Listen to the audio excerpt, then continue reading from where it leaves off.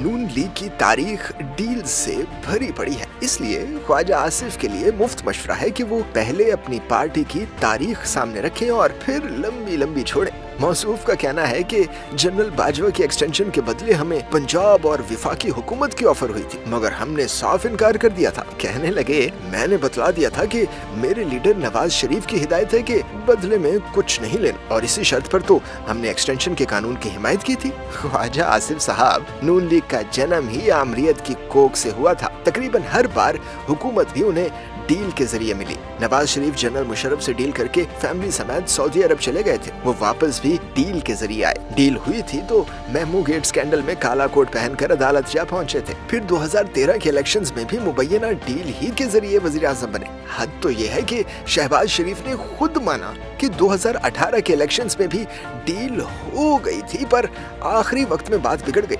उसके बाद नवाज शरीफ डील करके इलाज के बहाने लंदन गए और आज तलक न लौटे, और अब भी अगर वापस आए तो डील के जरिए ही आएंगे। और ख्वाजा साहब फरमा रहे हैं कि जनरल बाजवा की एक्सटेंशन की हिमायत के बदले कुछ नहीं लिया। उफ, इस सादगी पर कौन न मर जाए खुदा।